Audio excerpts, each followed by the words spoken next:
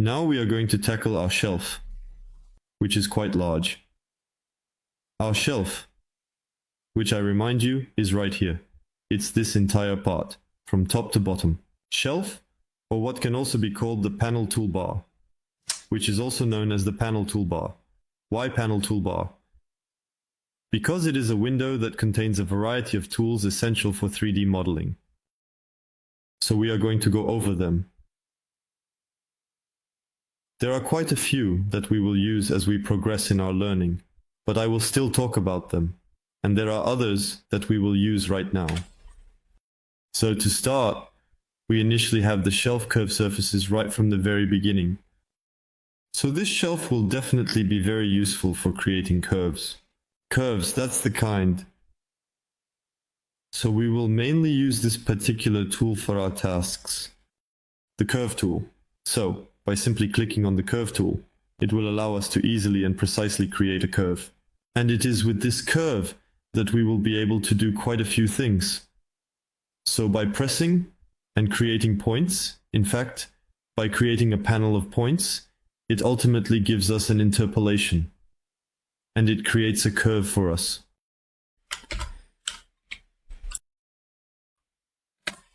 So we have curves that are already made, for example, the circle curve, like such as, it is also a curve that contains points and is in the shape of a circle. We also have the rectangle curve, square. We also have the pencil curve, which we don't use very often, that allows us to draw a curve by hand. So if you have a tablet, this can be useful. But otherwise, with the mouse, we will focus largely on this tool. We also have this very useful tool that allows you to create a curve based on 3 points. So it performs an interpolation of these 3 points. If we click 3 times here, then once there, and once here, it will create a circle by interpolating the 3 data points we provided. There you go. That was about the curves. Here are things that we won't look at right away. They are much less commonly used, but we will definitely look at them later in the tutorial, at this moment. We will definitely look at them later in the tutorial. We call this, here it is called NURBS cube, NURBS cylinder. We have the revolve, which can be useful in certain cases. Otherwise, there are a lot of things that we won't really use right away. But it's already good to know a little bit about how curves work, because it can really be useful to you. So, let's go ahead and delete all of that. We will easily delete that simply by pressing the delete button to remove what we want. So either we do it directly in the viewport by dragging and dropping. For example, if I select several items just like this, I can either delete them by holding Shift in the outliner and pressing delete. Either by dragging and dropping like this by sliding with the left click, we select, we make a selection, and we press follow. So there you go for the hearts. Next is the poly modeling shelf. This shelf is definitely, absolutely your most cherished favorite shelf. You will use it a lot. We will review most of the tools, and some will be tools that we will indeed use much later, when we really focus on the pure and hard modeling of our mesh. So first of all, we have a variety of meshes and polygons, such as different types of meshes and various shapes. We have the sphere. So it's a sphere. As you can see, it's clearly indeed a sphere. We have the cube, a 3-dimensional solid object bounded by 6 square faces, and we have the cylinder, a solid geometric figure with straight parallel sides and a circular or oval cross-section that we use quite rarely, so I will definitely click on it, but I won't add it to our list. It is useful in some cases, but these are really instances where it is not the mesh we use the most. We have the torus, which is still quite beneficial. We saw it earlier when I made a very small chain to actually show you how the outliner works. Indeed. And we have the plane, which is also quite useful for us. The disk, we are definitely not going to use it very specifically. It looks like this, not specifically to use it. I'm going to remove my grid. There. This way you will see better. and I will display the wireframe. This way, you will start to become a little familiar with the topology. So that one, yes, we don't really use it, at least not all the time. The plane is super useful, the torus is useful too, and really the three, the cube, the cylinder, and the sphere are super useful, because it is really from these meshes that we can create a lot of things. These are our foundation, in fact. It's really like taking modeling clay, and from that ball of clay, you can create whatever you want. Well, here it's exactly the same, except that you have bases that are somewhat predefined. That is to say, it is still preferable to use the cylinder if, for example, we want to make a cup, or a can, or perhaps indeed something quite cylindrical after all. Where it can also be done with the cube, there is no problem. We can do it with the cube, but it will be a bit more complicated, much less intuitive in any case than with a cylinder. The sphere is the same. It will be useful for creating things that are round and do not necessarily need to have sharp edges. There you go. It's all these kinds of things that ultimately define the object we want to create, that we are aiming to achieve, and bring into existence through our efforts and creativity. And the cube, of course, is really super important because it is definitely something with which we can change shape a lot. A lot. A lot. That's it for the main meshes. We're even going to leave them there like that to go see them. So I'm not going to talk about this one. It's not very interesting. Neither is that. You can click on it out of curiosity. But this, for example, is just a sphere that has many more polygons. Here it is. This is the wireframe, and it has many more polygons than the basic sphere. However, the basic sphere can clearly be given many more polygons, just like this one. In fact, it doesn't really serve much purpose to put that in from the start. It serves absolutely no purpose.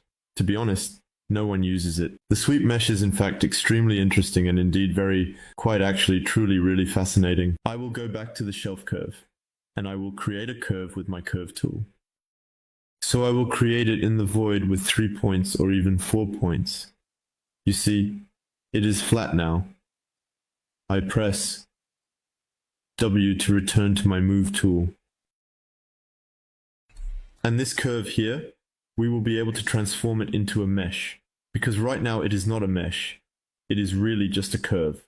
She has points. She has points. 1 point here, 1 point there, 1 point here, and 1 point there. 4 points. But it doesn't look like that at all if you want. So this curve, we will be able to transform it into a mesh with the sweep mesh. So we go back to polymodeling. We select the curve, either in the viewport or here. To create a sweep mesh, first click on the sweep mesh option in the toolbar. This action will generate a sweep mesh based on the curve you have selected. And there you have it, a fully formed sweep mesh created from your chosen curve, ready for further modifications or use in your project. We will have a whole bunch of parameters here to change. The amount of strips if we want to transform it into a rectangle, and many things that will allow us to create cables, a lot of things like that. So, we will see the beige sweep in detail in the next one. In a future session, which is extremely important, there are many things to see in it. So for now, we are not dealing with it. We just know how it works, and that's perfectly fine. There is a text tool that can be very useful indeed if you want to create texts. So here, a 3D type gives us a text in 3 dimensions. And here on the right, we can put the word or phrase we want, test of Maya. So there you go, as you can clearly observe. So this is basically essentially a type of mesh. So it's useful, but in some cases it's quite specific. However, you will likely find yourself using it sooner or later. It's very possible. We don't take care of that. So this is quite funny, because it will allow you to have a little fun for now. We are going to click, it's the content browser, and the content browser will allow you to find, it's like a library if you will, that will enable you to find meshes that are already pre-made, that are even created. You have meshes of bipeds, animals, such as you even have. Meshes of clothing, props, vehicles, and even weapons. So for example, what are we going to take? Let's take perhaps the little hand, maybe. I double click, I close the content browser, and there we have it, a hand that already has a shader, which already has a texture, it's more of a color. We will remove the wireframe. So there you go. This will allow you to have a bit more fun moving it and scaling it even further. There you go. You can have a little fun looking at it and exploring its features and having a lot of fun and enjoying the process.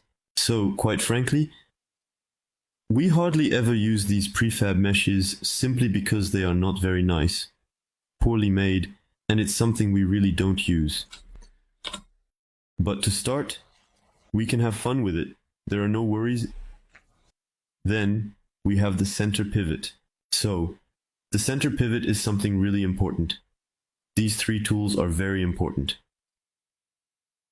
You know, we talked about that famous gizmo. This gizmo allows you to move objects in depth, vertically, and in height along the X, Y, and Z axes, such as... So, I will reactivate the grid to ensure everything is functioning properly. This center pivot will allow you to reset this gizmo to the exact origin of the object, making it easier to manage. Let me explain in more detail. One thing I didn't actually tell you in the previous video is that we can move this gizmo. So here, he precisely controls the object and it is located at the center of the object. And this pivot, by simply pressing on the letter D, we can easily move it. And there, it doesn't move the mesh, it really moves the gizmo. So you might say that it's completely useless. Well, yes. So now I'm going to place the gizmo here. I press W to return to my move tool, and there you see it is completely separated from the sphere, so we can still move it. From the sphere of the cylinder, I can still definitely move this cylinder, and where it is actually useful is that if I press Ctrl-Z until I get back to my base gizmo, when I rotate the sphere, like this, because it just rotates around its center, okay? Since the gizmo is at its center, if I press D, move the gizmo right here. Then I press W and switch to E in rotate. And when I rotate, the cylinder basically rotates essentially based on the center of the gizmo, which is right here. It's just a bit like a compass, if you will. You see, if I place the tip of the compass here, the rotate will happen like this. If I bring the gizmo closer, if I bring it here, hop, I press E to rotate, and there, the rotation goes. This applies here. And this is true for all these move tools, whether for scaling, rotating, or moving. This topic is super interesting and definitely worth exploring if you want to dive deeper into the subject. So, it's absolutely super extremely interesting in many different situations. Well, ultimately, this center pivot will allow us, if we have moved this gizmo, to essentially center it at the origin of the mesh. So it's a bit like a mini Ctrl-Z, but dedicated only to this pivot point slightly. So it resets it to the origin and everything is fine. Super, super, super practical. Here is the delete by type history. The DIY type history is something interesting. Because if you think about it, as soon as we do something to our mesh, whether it's modifying its shape, adding BVL or things like that, these are things we will see much later. All of this keeps a comprehensive and detailed history, a complete record of your object. All transformations that are applied to the object will be recorded somewhere, and they are recorded in the attribute editor. You see, you have lots of little windows like that. It's a little bit of the history, the path your mesh has taken, a bit of information about it.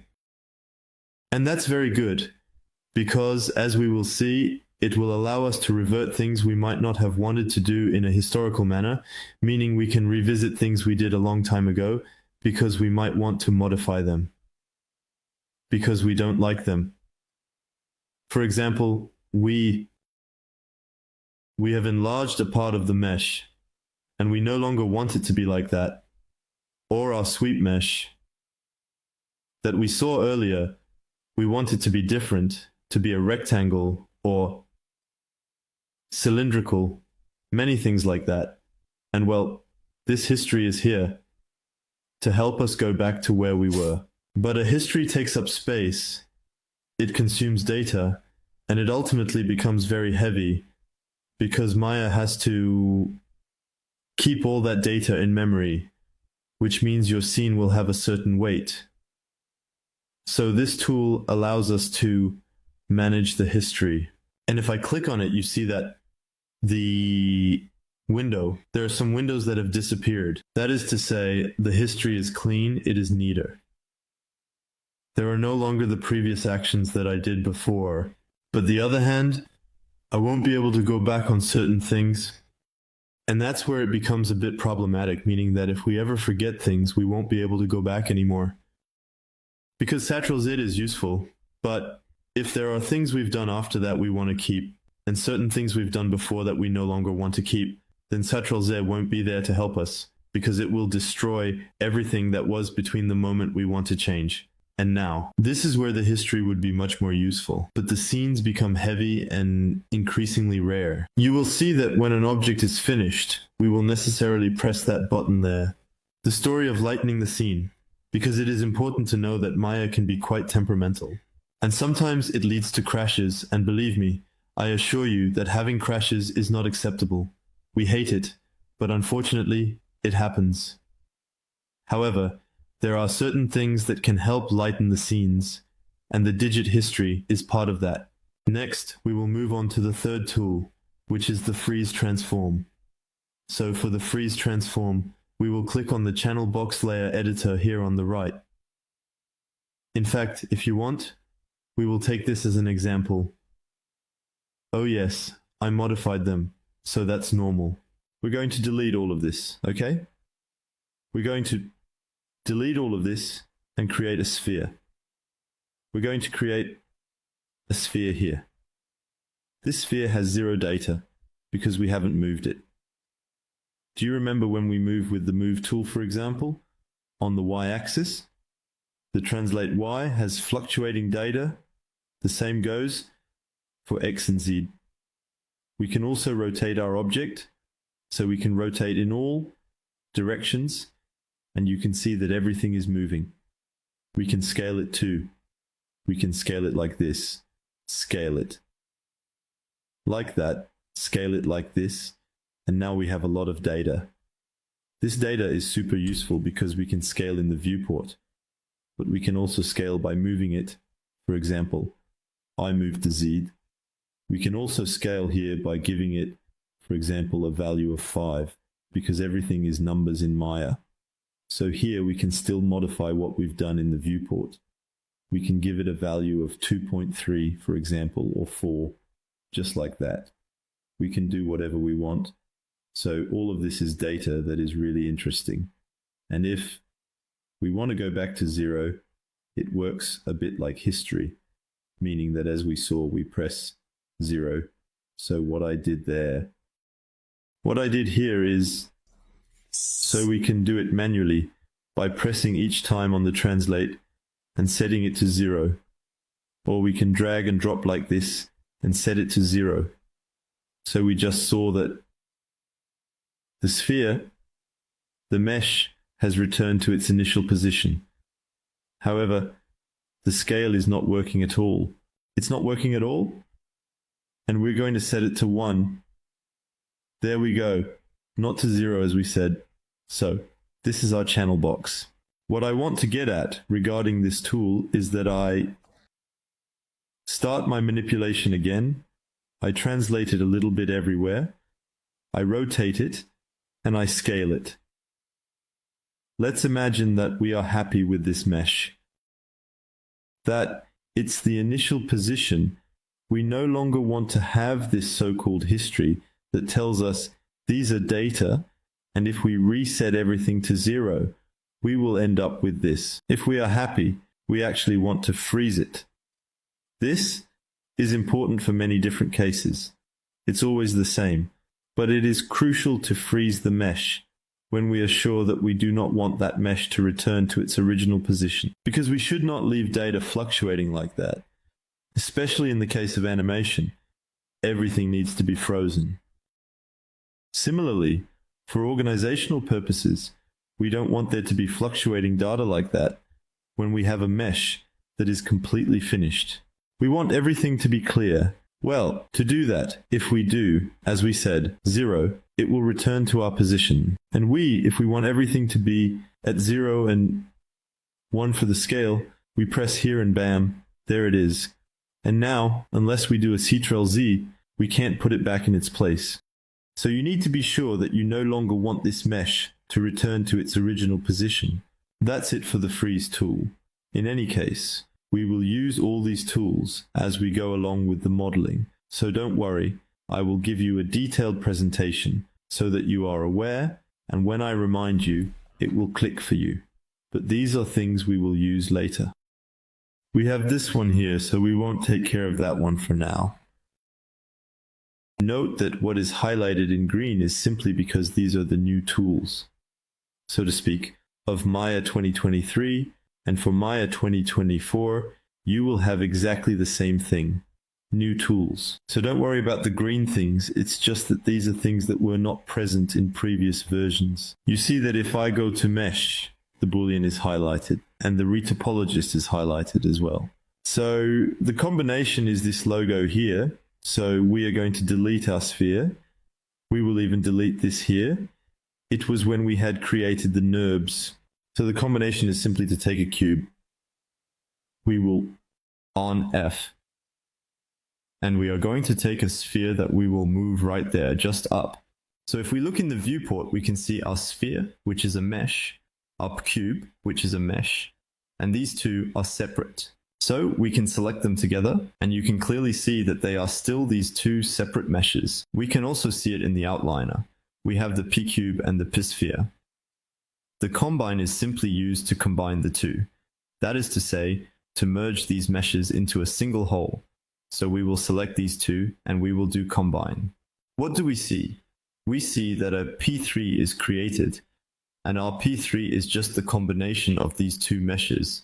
So when I was talking to you about history, it applies both to the attribute editor and in the outliner. This is actually a history of what we just did. That is to say, we had the P3 and the speed sphere before.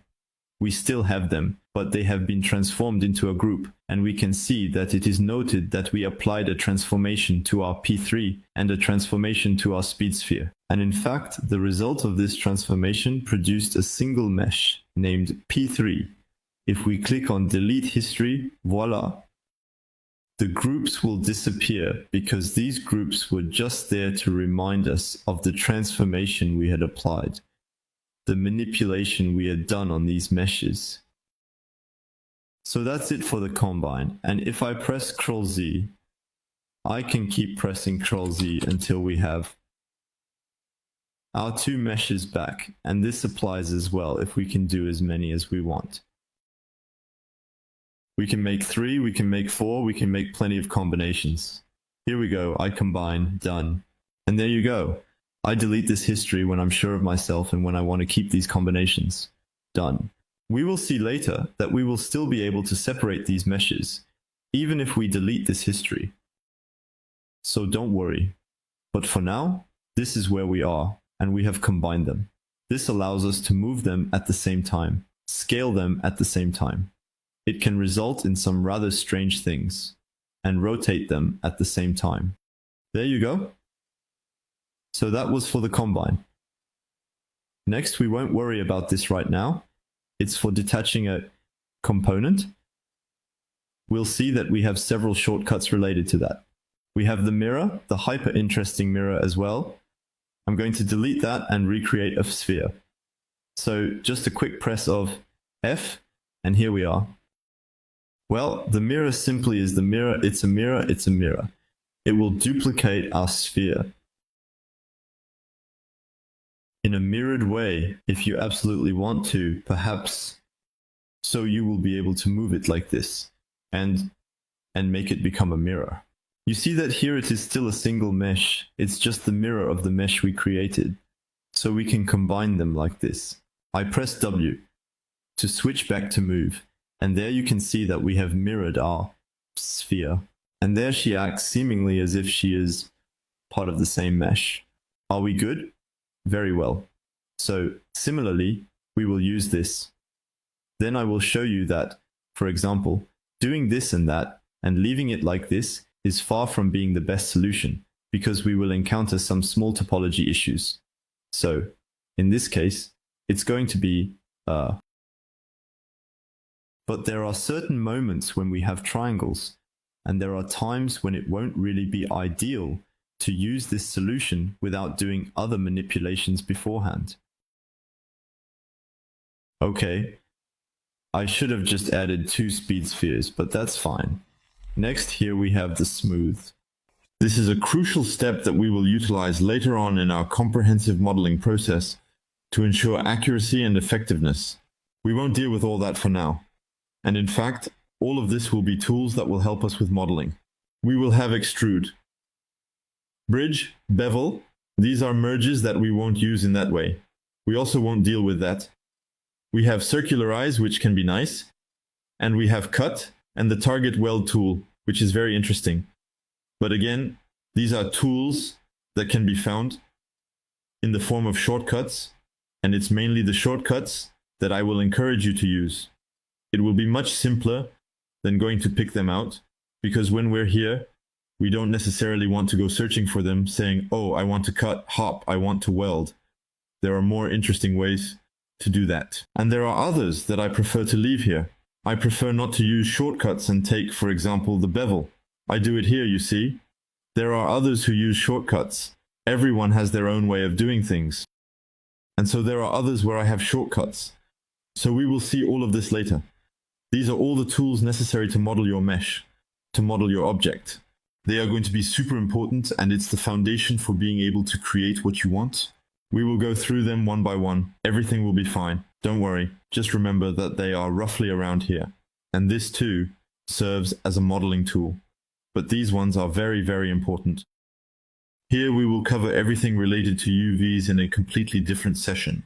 It's really different from modeling, but it's definitely part of the process.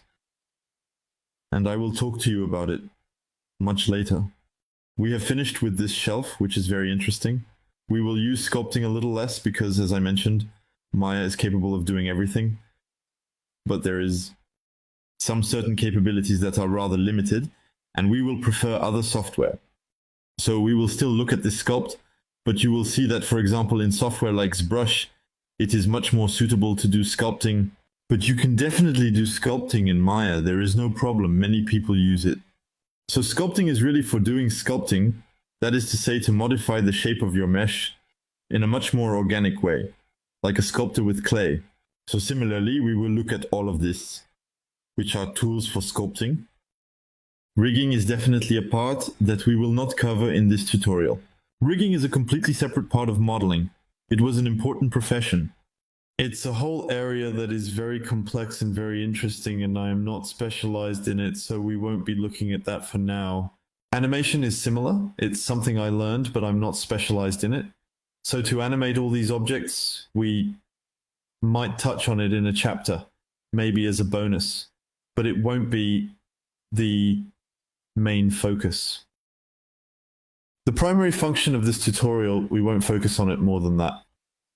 Rendering, as its name indicates, is for rendering our object.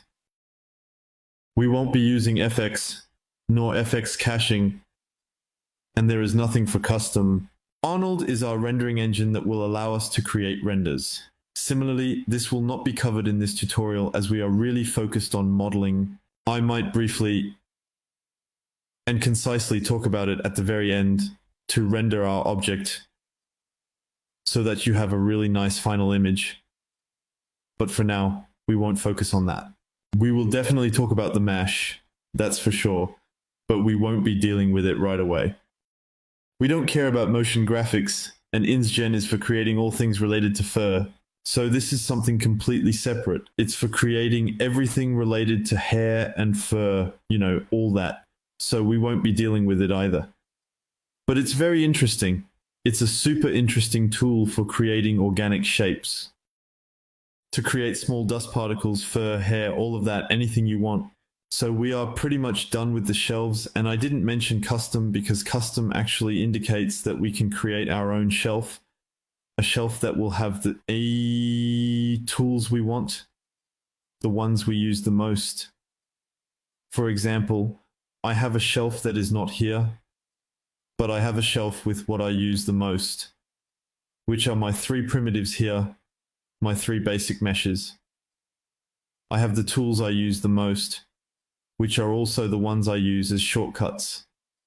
I don't include them because I don't need to. In fact, if you want, you can really customize your Maya interface, and that's what's great. You'll be able to work in excellent conditions. Once you feel comfortable, you will be able to fully customize your Maya. And I think I will do that towards the end, so that once we have mastered all the tools, we can create a little shelf for ourselves with all the tools we have seen that seem very useful. There you go. I think we are done with the presentation of the shelves, and I will see you right after.